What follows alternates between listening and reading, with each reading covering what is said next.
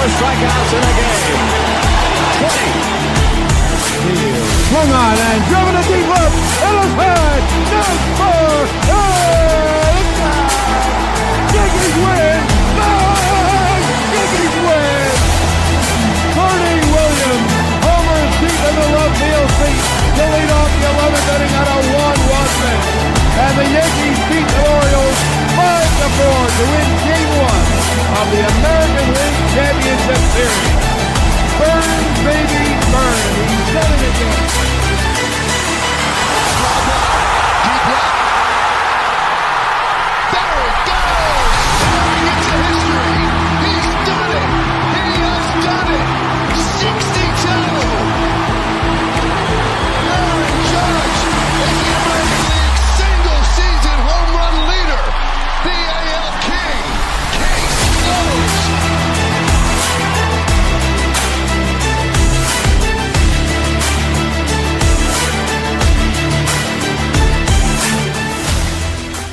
What is going on, baseball fans? We are back at it once again.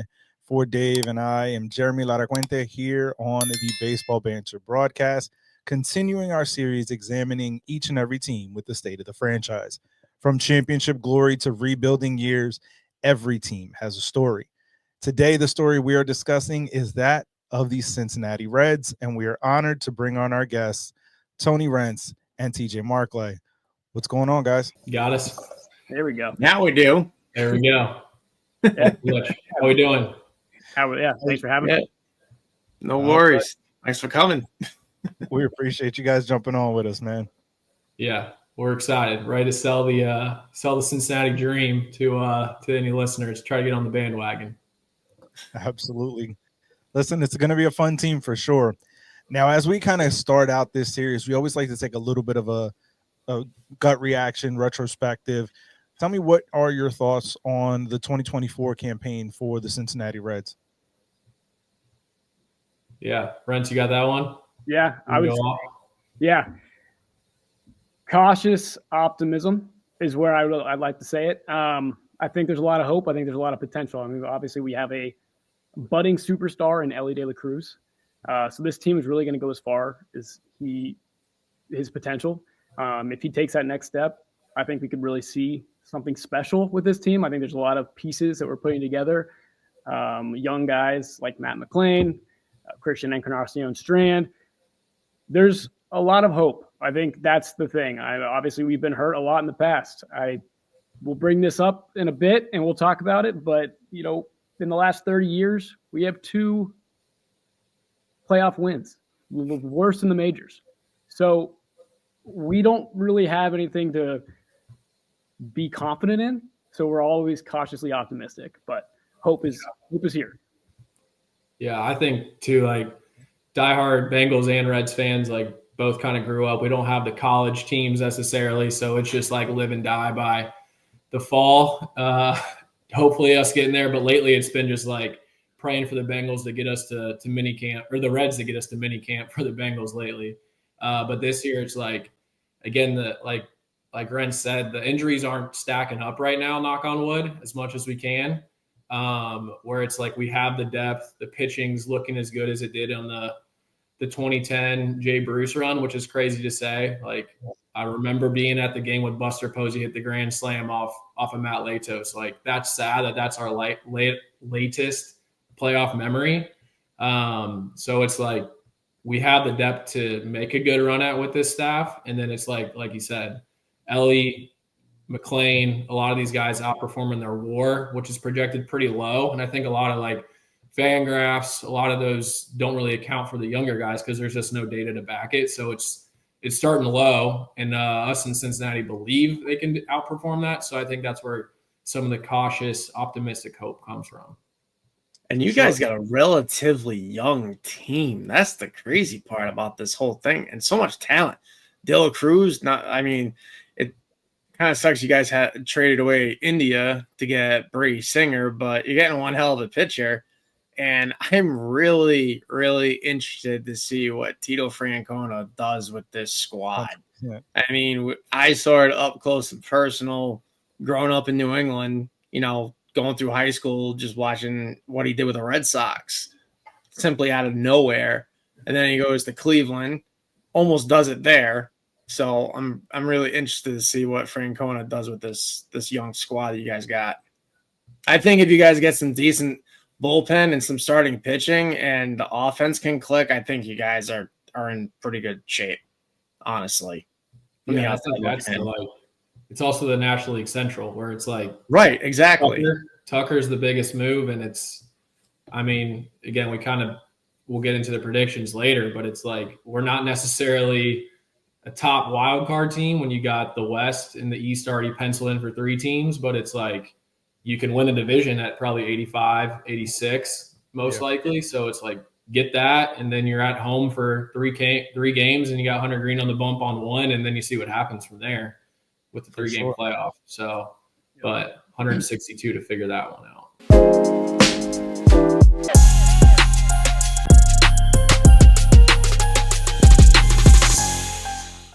Yeah. Now, Dave kind of led it perfectly when we look at the major acquisitions of this squad. Brady Singer, Austin Hayes, Nick Martinez is back. Brett Suter brought in Taylor Rogers, Jose Trevino, Wade Miley. Which kind of move is the one that kind of stands out as kind of the big one, and what's more underrated move that you're looking forward to? Rentz, you got it? Yeah. So I think the biggest thing, the biggest acquisition, in my opinion, is Terry Francona. I know he's not a player, he's a manager, but I am putting a lot of faith in that. The Reds last year, we finished 77-85, 15-28 in one-run games. Does Francona make a difference and can switch that to maybe 21-22? That puts you close to that wild card berth. Like, I think he can make a difference of that. So I think that would be, for me, the biggest acquisition. He took that Cleveland Indians team in 2013 from 68-94 to 92-70. If he can get anywhere close to that with a team that's pretty similar on paper with more star power with Ellie, that would be my biggest acquisition. TJ? Yeah. No, I think that's no doubt. There's just, again, hopefully he's a 5 WAR guy. Like that's everyone projects is WAR, and it's like you'd like to think he's 5.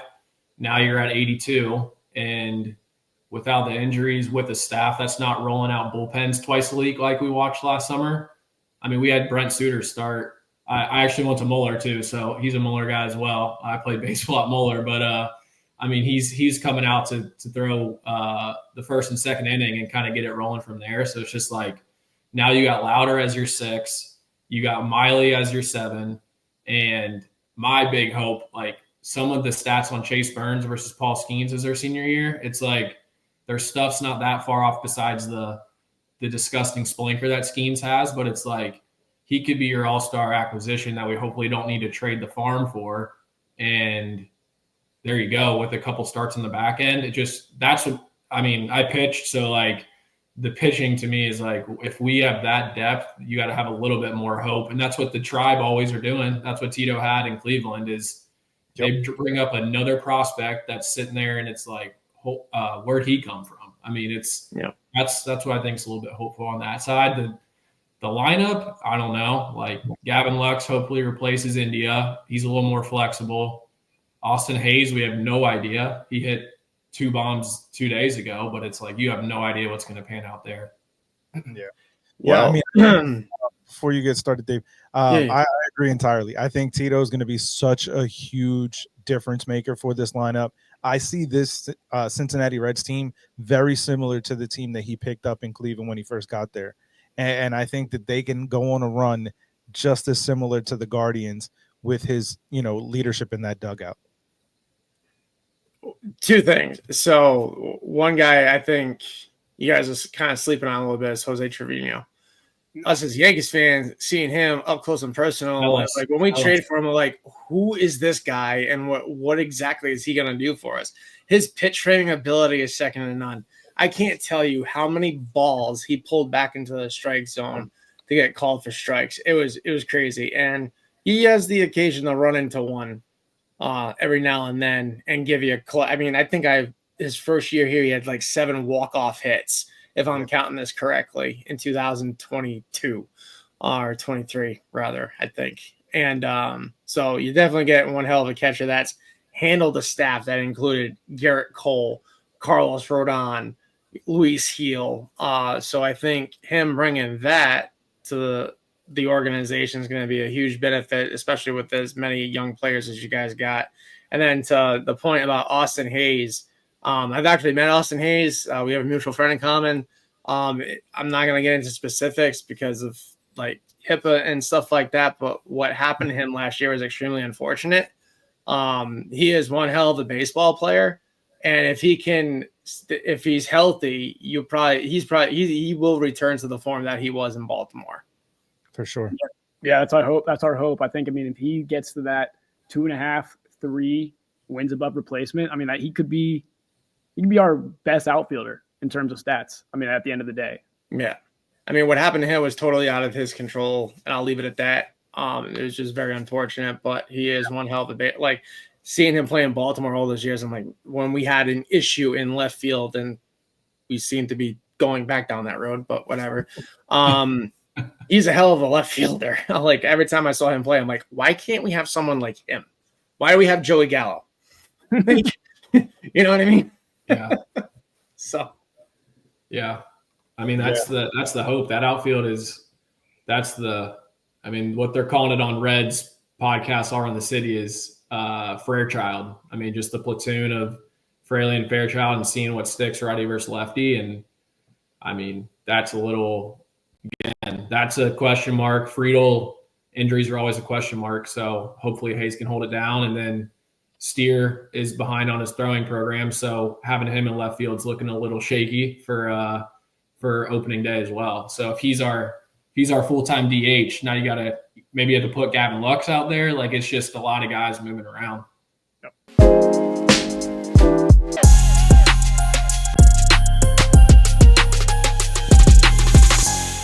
Now you mentioned Spencer Steer as a potential injury concern. MLB.com has a couple of arms on your injury list. What's kind of the move that you're most questioning in terms of player that's kind of the injury concern for you guys going into the season? Yeah, so I think right now, it's my biggest concern is Rhett Lauder. He's got elbow soreness right now. The MRI showed no structural damage, but it'll be interesting to see how the Reds ramp him up and where he's gonna contribute at what point during the season. I don't think he's gonna crack the rotation on opening day. Just kind of what I've been seeing. But that one kind of concerns me because I think they'll be very patient with him. And then Spencer Steer. It was today that he was supposed to start ramping up his throwing motions this week. It's been delayed, so I don't know what's going on with that. They don't really have a clear answer on what's causing it. So that's concerning because he is our super utility player and he's a super big depth piece for us. So that is concerning. And then other than that, knock on wood, no major injuries for us. We had the biggest one is Brandon Williamson, who's been he's been pretty good with us the last 2 years. Showed a lot of signs of being a competent starter, possibly like a 3-4. He tore his UCL last year, had Tommy John out till next year. So that's a hit in our depth. But right now, knock on wood, put Matt McClain in bubble wrap and get him ready for March 27th. We're semi-healthy. I feel like the whole league had Tommy John surgery last year. Like every time you turned your head, someone was blowing their elbow. It was crazy. Yeah, the only one I put on there that, again, knock on wood, but it's he's been touted as the next Chris Sale with his backdoor slider is Lodolo, and it's we haven't seen the full season yet. Our Bengals group chat is always Tyler Eifert, always the biggest hype in the world. Tyler Eifert, best tight end, and then it's are we going to see him? So that's I love watching him. He's disgusting, but it's how many starts are we going to get out of him?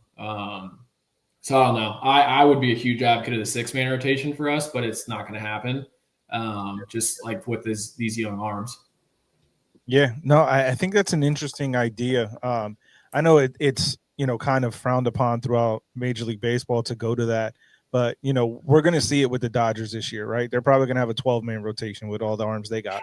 But you figure, Jesus, you ain't lying. Yeah, Glass now has the 6. Yeah. But you figure, especially with the fact that teams are not letting guys go and push themselves like we used to see, 10, 20, 50, years ago, you're looking at an opportunity for, keeping guys healthier by making them pitch less days. In Japan, they pitch, consistently over 100 pitches a game, but they only pitch once a week. And if we were to start seeing something similar to that, especially with a young rotation like Cincinnati's, that might be able to preserve them more in the long run. And especially if you're trying to be a team that is getting closer to a postseason berth, that could be something that allows them to kind of maintain themselves through the course of a long 162 game campaign. I don't think it's necessarily how many pitches they're throwing.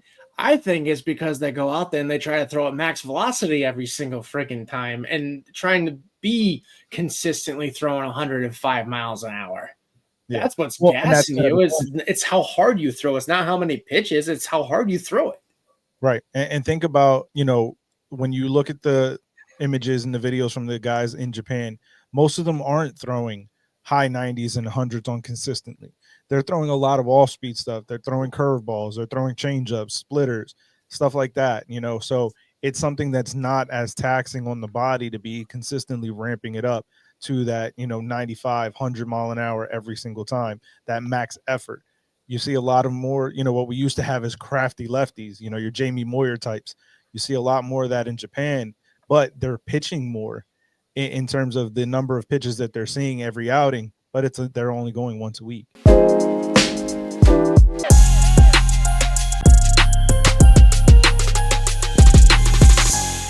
Now, as we move into kind of the next section here, it's one of my favorites, and it's the 2025 X Factor. So who do you guys think is the X Factor for success for the Reds in 2025? TJ, you can start this one. Yeah, we differed a little bit. I mean, I think we can both just cop out of the Ellie part real quick. That's not a fun X factor. It's like picking Shohei. But going back to what I said to bat, I think it's Steer. I mean, we need his batting lineup every day, whether it's first, left, DH, and he's kind of our swing guy to give whoever needs the day off that day off. And I think they had him projected at like a 1.5. I mean, we're banking on this guy to be our probably top 5 in the lineup every single game, righty or lefty. So that's kind of my thought process in terms of quality or quantity of at-bats and like how much we're going to see him on the field, and not a prospect anymore. Like, we're relying on this guy. So again, we didn't pick up the big bat we needed for the give us accidental 30 bombs like Alonso was rumored, or like, again, I lose sleep over the Teoscar Hernandez rumors every single night. But it's like we're banking on Steer to be that 4, 5, 6 guy. So just based off like amount of playing time, that's who I think it is. For sure, he helped me win my fantasy league last year. Yeah. Consistent player. That's it. I will say this: I think mine is Christian Encarnacion Strand, CES. He hit 270 with an OBP of 328. Slugging percentage of 478 with 13 homers in 63 games, his rookie campaign. That was a hell of a debut. 100%. Last year, he was hit by a pitch late April. He looked pretty bad. His numbers were terrible. Like you can't sugarcoat it. He tried to play through the injury, so I think that's why his numbers were bad. Later had an x-ray, they found a fracture, had surgery, ended his season. So, with that being said, like if he comes back and has that rookie year again, like has numbers like that on like a 30, 35 home run pace, that's going to give the Reds the like power bat in their lineup that they desperately need, because we don't really have one. Like TJ said, we could have signed Teoscar or someone in the outfield that has that kind of power. So we're kind of banking on him to be that DH first baseman for us. And it would really do wonders. Like I think that would be, if the Reds win the Central, I think that's a big reason why. For sure. So I actually had 2 in my preparation for this series. First, I think Brady Singer. I think the move to bring him over is going to be a big one. I think that he's going to help kind of lengthen that starting rotation. And I think that with what we've seen from him, this is going to be a guy with a chip on his shoulder who's going to want to prove, hey, the Royals should have never traded me, but I'm here now and I'm going to prove why I'm, a top flight pitcher in this game. So I think that he's going to have a big year for Cincinnati. And the other guy, we kind of mentioned it earlier, and it's Tito Francona. I think that what he's capable of as a leader in that dugout, as just the baseball mind that he is going to be such a breath of fresh air for Cincinnati.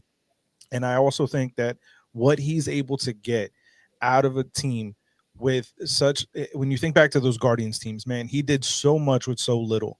And I think that there's so much talent on this Cincinnati Reds roster for this year that he's going to have a field day with what he's going to be capable of doing. So for me, those are kind of the two X factors that I have for Cincinnati. 100% agree. And as long as Tito doesn't bring the chicken and beer into the clubhouse like he did with the Red Sox in 2011. He can bring all at once. He's bringing wins. Well, the team actually tanked in September. That's why I said that. Yeah, well, that team crashed and burned down to the basement, dude. What a question for you on the Brady Singer thing. Where do you think he lines up in that rotation? Is he 2 behind Hunter? So I think 2. I think he's going to slot into the 2 slot. I think that for Cincy, Hunter Green is just so dynamic, man. I really want to see him be able to put it together for the whole season. I think that with what he has in terms of his stuff is just he can be a top 5, top 10 finisher in the Cy Young if he can put it all together. So I think Brady slots in just behind him in that rotation. Cool. Now, as we I was gonna say that'd be great. Like I feel like we have so many of those guys that are fighting for the 2, like all the way down to 5, including Abbott. That a lot of Cincinnati talk is. I mean, they think he's top 3 in the rotation. So it's just, again, kind of like the depth piece, I think's great pickup. No, for sure. Yeah, I think I'm telling you, there's just, and we'll get to it later on in kind of my prediction for the division rankings, but I just think very highly of this team.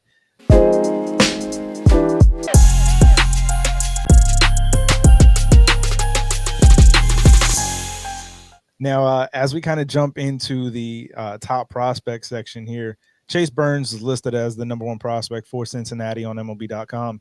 What can you guys tell us about him? And if there's any other prospects that you're kind of interested in paying attention to this year? Yeah, I listed him as my top prospect. I mean, again, obviously MLB.com says the same, but it's just like the ceiling, the comps to, I mean, they're saying comps to Paul Skeens, but obviously that's a high ceiling to set. But again, I mean, this stuff's there. He throws with a lot. To Dave's point, I mean, coming out throwing 105, there's your guy. I mean, he's falling off the mound to the left every time, but there's a reason we took him at the 2 slot. So I think he's an obvious one. I think Rentz is more exciting on a recent comp from Machado. That's been going around Cincinnati.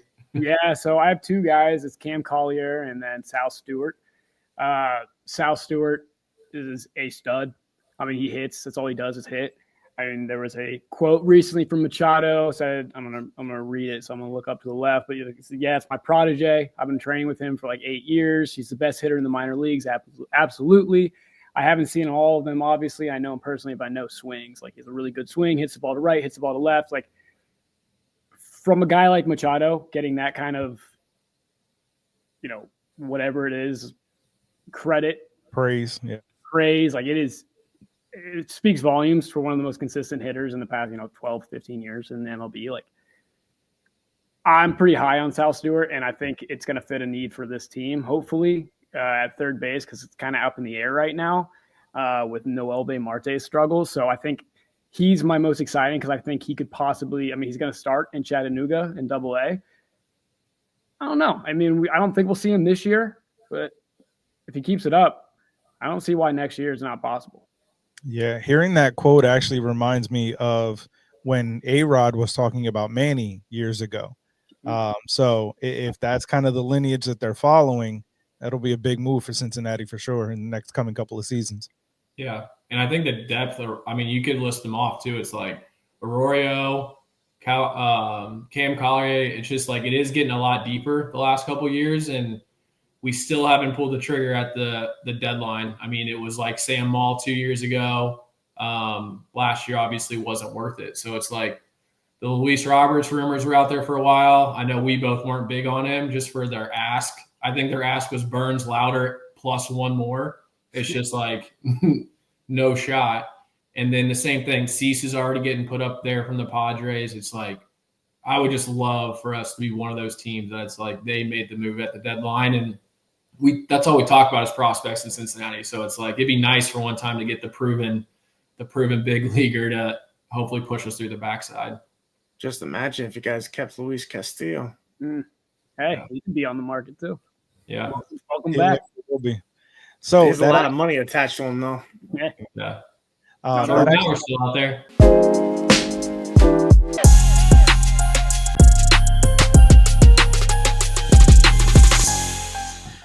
but that actually kind of segues perfectly into the next point that I have, which is bold prediction. For me, I think the Reds go out this year and acquire that big time pitcher to put at the front end of the rotation.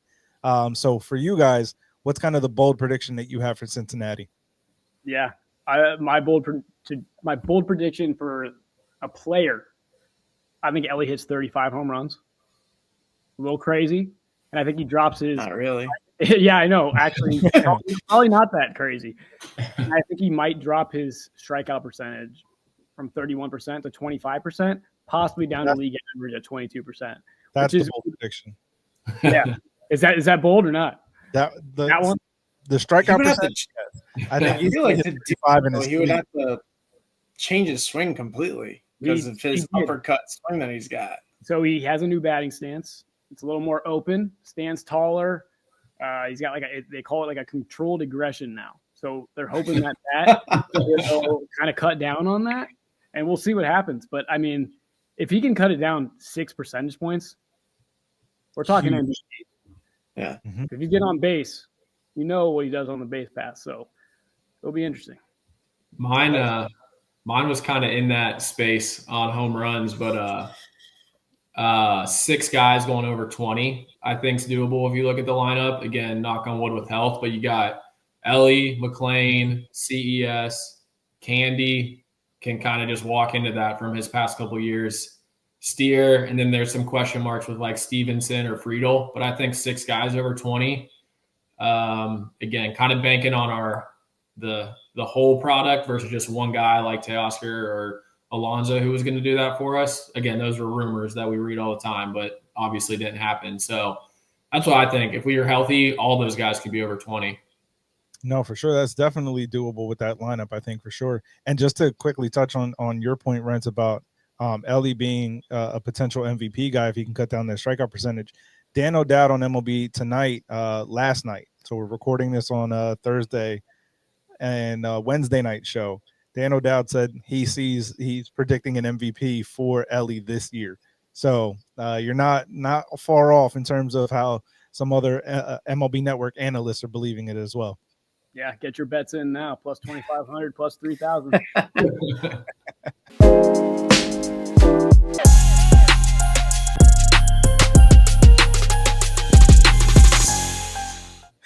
Now, as we kind of look towards this year, what do you guys think is the biggest question facing the team?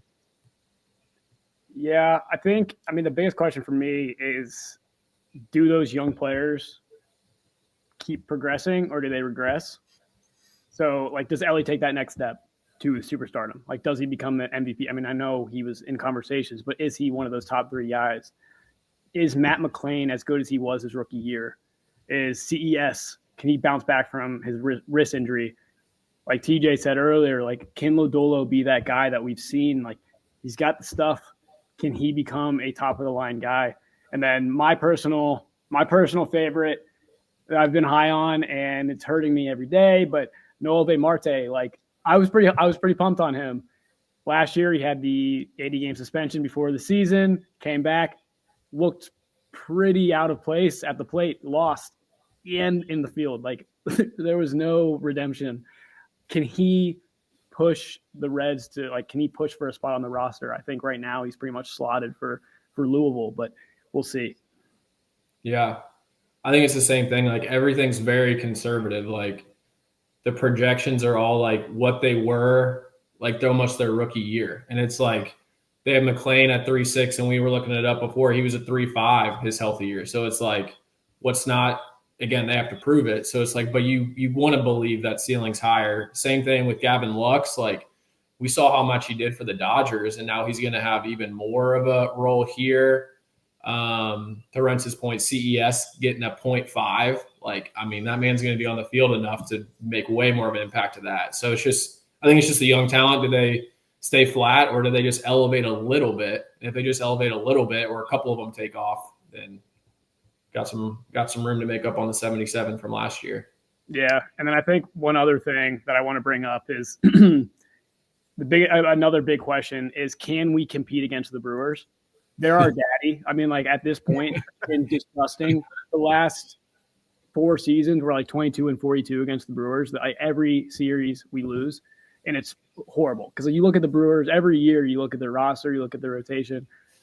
It doesn't make sense. They're good every year, and they absolutely take us out of the race. So if we go 500 against them this year, we go maybe above 500. That goes a long way in competing for the Central. Unless Ellie steals second, third, and home on them. That's about it. Yep. Yeah.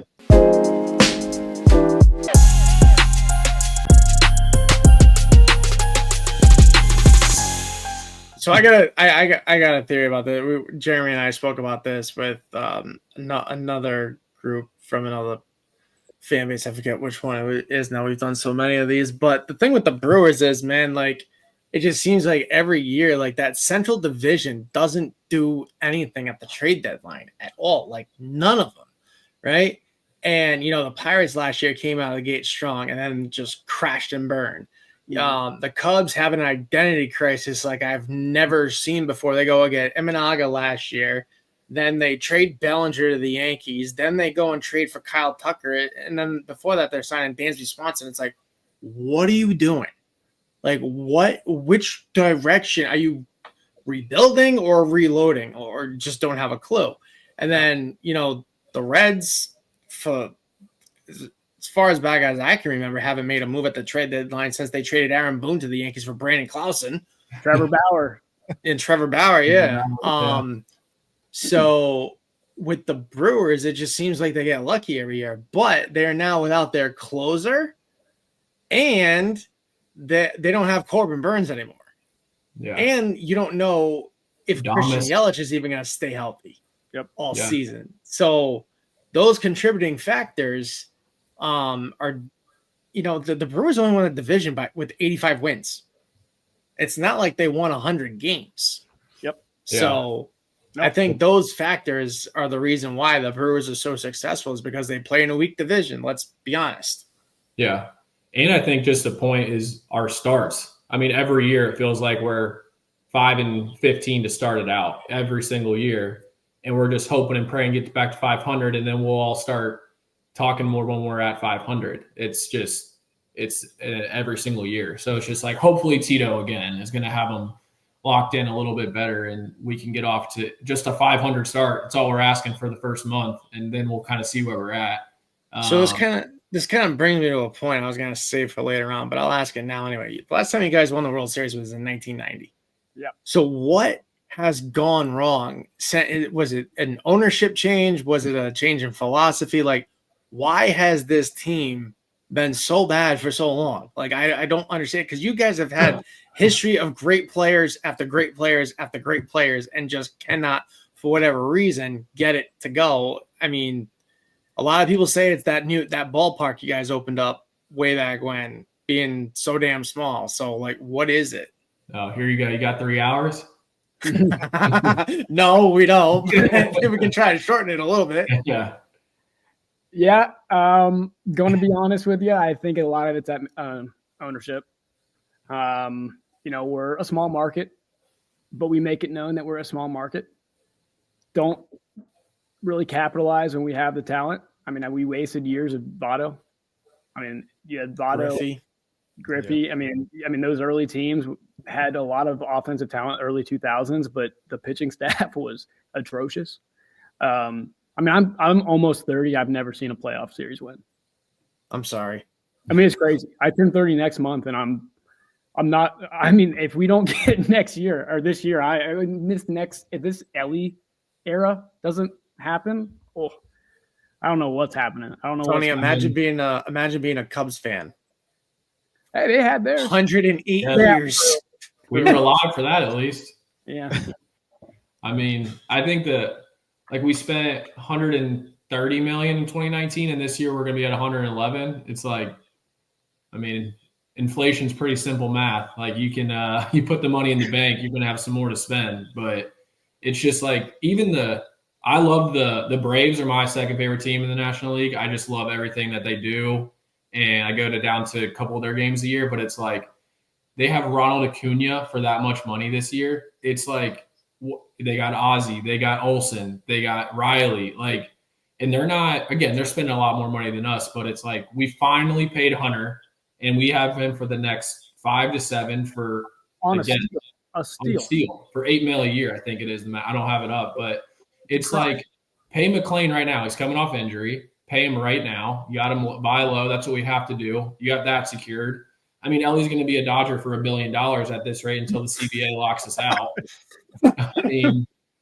I mean, that's just the hope. It's like you got 3 more years of Ellie to Rentz's point, and then we better trade him and get all of it back and blow it up again. So it's just like we have this 4-year window right now. But again, when we get into some of our grades, it doesn't feel like A. So I think it's just ownership. There's some pretty questionable quotes from ownership and basically summarized in where you're going to go, because there's only 2 tickets in town, so you're going to keep coming. That one hit pretty hard a couple of years back. That's crazy. That's trash, bro. That is just trash. Let me backhand the people that pay my bills. Jesus. Yeah.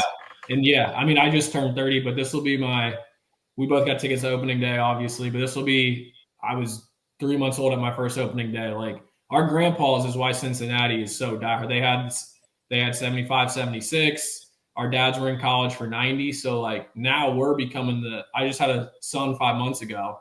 And like, what am I going to grow? What am I going to raise him up on? Like, yeah, we had Ellie. Like, it's going to be tough. I mean, my little cousins are Bills fans and like everything else. It's just in the NFL, it's just tough in Cincinnati to get the young kids on it. But Ellie's saving it right now. Honestly, that's it. Ellie jerseys are everywhere, and they're marketing him everywhere. But we're not going to pay him. So.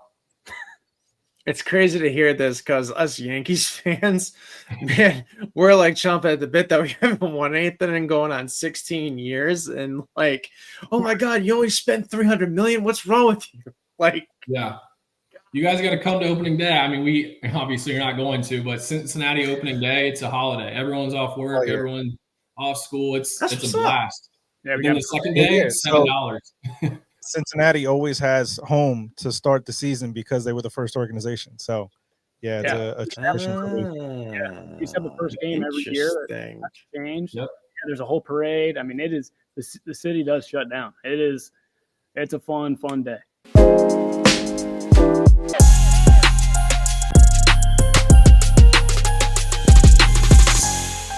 You guys were bringing up the point of the amount of time that hasn't been. A championship team brought to the city into the organization. It has me thinking about the fact that, like you said, you have this window right now. And when you look at what this team is being able to put onto the field, when it comes to the offense, what would you guys grade out the offense? Yeah, I mean, on paper, I see what they're doing.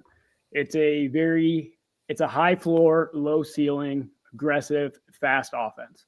I think right now I'm going to try to be real and not biased. So I'm going to put him at a C+, potential of a B-.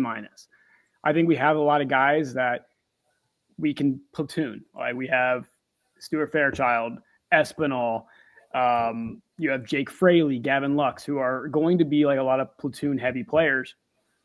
And when you look at a lineup versus left-handed versus right-handed, it's going to be like a 250 average, 310, 315 average on base. So it's just a lot of people, average hitters throughout the lineup on both sides. So I don't think it's going to be something crazy, but I think it's going to be enough.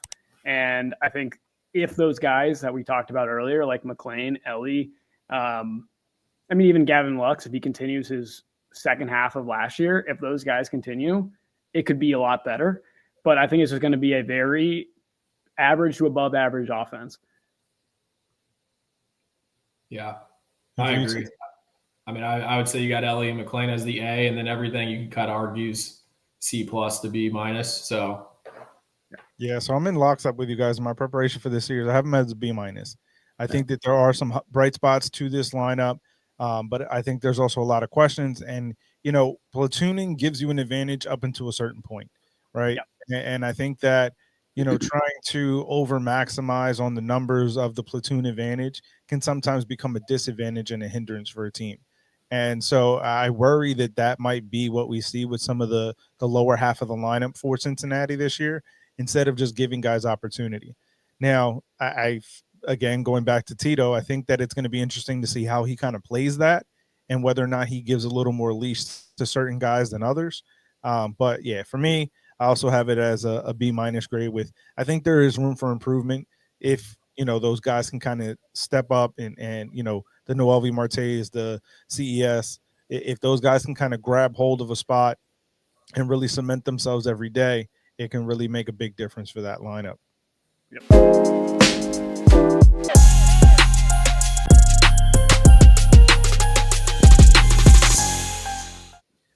Now, when it comes to the pitching side of things, how would you grade out the pitching staff? Yeah, I had this at a B+. I think, to our point earlier, you got Hunter again, hopefully in the top tier there. And then again, from 4 to 5, you got Singer, Lodolo, Martinez, Abbott. Can't really convince me any of those guys are below a B- at worst, in my opinion. So I think the starting staff with the depth, the Miley, Louder, Burns, even Chase Petty's looking a little bit better right now. I just think the depth there is pretty good at starting. And then I don't know. I've seen some pretty poor ratings on our bullpen, but again, I think it's just like Rogers. A big one that Rentz and I've talked about is Ashcraft. I think it's gonna be a huge swing piece for us in the bullpen. I mean, he has great stuff. It's just when he faces them the second or third time is when it starts to go downhill. So I think that's a huge addition. So I have us at a B+. I think it's pretty solid with, again, low floor, has a little bit of a ceiling if Lodolo or Brady Singer can take off. Yeah, and with that bullpen piece, we also have this guy, which I don't know if he's going to make our bullpen. They call him, was it Big Sugar? Is that what it is? Zach Maxwell. Absolute toss. 6'6", 275, just shoves. So it's going to be really interesting to see. But if he makes it, it'll be a fun watch in the bullpen. Yeah, so I'm close. I'm at it at a B- because I do think that there are some questions to that bullpen. I think if it was just on the starting rotation, I'd be much higher on it as well. But I think that there are questions, especially how, what the back end of that bullpen is going to look like. If you have that close lead late in the game, how is that 7, 8, 9 going to look? I think there's a little bit of question there, but I still think that it's going to be overall the depth that you guys have been able to acquire is a big deal. So for me, it's kind of a B- right now, but I think that there is room for improvement if some of those guys can kind of shore up the back end of that bullpen. Yeah, and I think with that, it's something we didn't talk about with acquisitions, like Nick Martinez. We got him on a qualifying offer of 21 mil, which on paper you look at that, you look at Nick Martinez. Some fans might be like, "Whoa, it's a lot of money for Nick Martinez." But you look at his numbers last 3 seasons: 3.5 ERA. Last year, highest strikeout to walk ratio of his career at 6.4. Like, I don't think he's going to stay at that level, but if he's anywhere near that, worth the money, and he adds a huge plus. Like, he increases the floor of our rotation so much if we get that out of him again. So I'm really hoping we get that again from him. Yeah, I think he's quietly one of the more underrated arms in the game right now.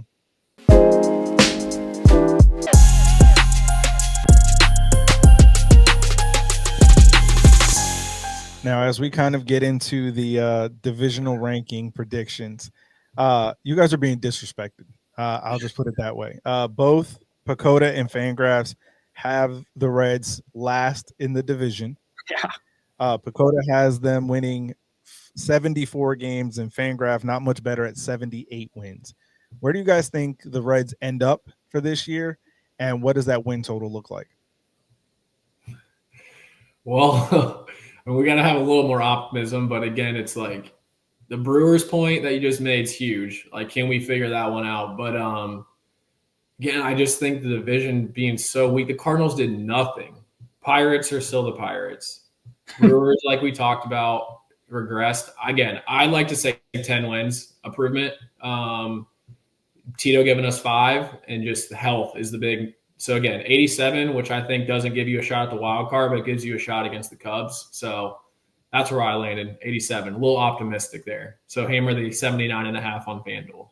Yeah, absolutely hammer the over. I have my highest bets on that, like ever, highest wager ever. But like, that's what I have. I have them as a wild card contender, like talent wise.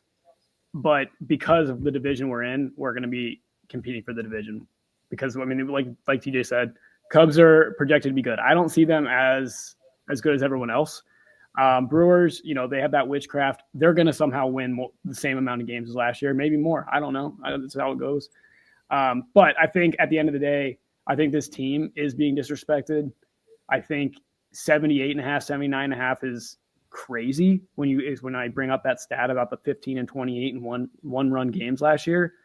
Like, there's no way, knock on wood again, and I'm going to look really dumb if not, but there's no way that goes under 79, at least in my head. So I think they should be competing for a spot in the playoffs.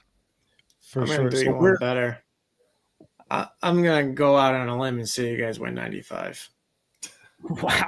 All right. So he's Dave's a little more optimistic than me. I was in perfect lockstep with you, TJ. I have you guys at 87 wins, winning the division. I think that it is going to be between the 4 teams, right? So the Reds, Cubs, Brewers, and Pirates. I think the division gets separated by 3 games. I think you guys are going to go in and grab 87 wins. I think you're going to be tied with the Cubs, but have the tiebreaker and win the division that way. Yeah, so that's kind of my divisional prediction. Oh, can't imagine those last 3 games of the year. So that's kind of where I have it sitting now. But listen, to Dave's point, I don't think that it's completely crazy looking at this team to think that you guys can rattle off a few more wins, like you said, Tony, against the Brewers and come out over 500 against them this year. That could be the difference this year. Yeah, 100%. I mean, it's going to be fun. I mean, I think if anything, we have high expectations, cautious expectations, but this team is going to be fun. Like, it's must watch baseball, which is crazy. Like every play, every at bat, it's electric. I mean, it's so fun. I know it's like such a cliche thing to say, but it is insane. I was at a game where he had a inside the park home run last year, or maybe it was 2 years ago. I don't even remember, but unbelievable atmosphere in the ballpark every time he's up to bat, and every time you're watching him on TV, it's just fun. You never know what you're going to get. Yeah, and talent. One other thing that I've been thinking about too with Francona, right? I don't think he came here as like a stopgap. I just think he knows how to talk to upper management. I mean, when he was in Boston, he was one of the ones behind trading Nomar Garciaparra. Right. And everybody in Boston lost their ever-living mind because they traded away their franchise shortstop for Orlando Cabrera. And everybody was like, what are you doing? They're going to win a World Series. Right. I think that Francona knows how to evaluate talent. I think he's going to be very involved at the trade deadline with the GM of your team. I don't think Dave Bell knew how to have those conversations or evaluate talent. So that's why I think you guys win 95 games today, this coming season. No, I appreciate the optimism, and you're selling me. I'm getting excited over here. I'm counting down the days. Now, don't come at me with blades drawn if this doesn't happen. All right? Yeah, no promises. I think the point is like our bar is so low. It's like get us in the wild card, and you have green on the bump game 1 again. It's just like if we're healthy at that point, see what happens. We just want to be in the dance, so let's see if we can get there with that.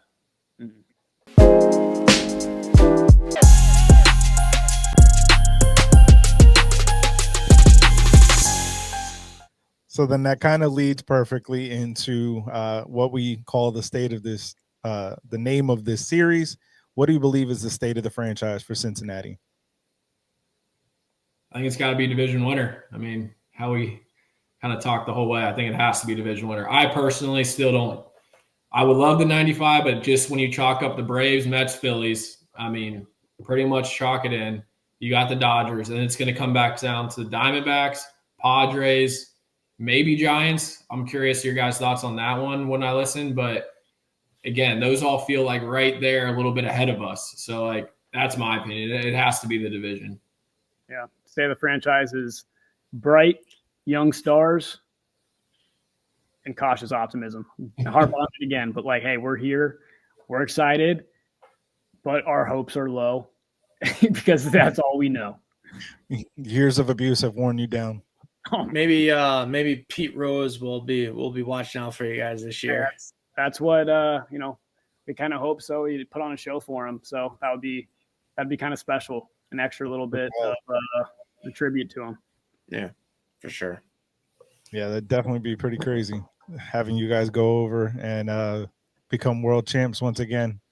Yeah, it would be. Yeah, they would. I'll tell you that. Yeah. Listen, you'll be wearing that number 14 patch on the jersey, so it'll be very interesting to see how that kind of translates and if maybe some of that magic will rub off.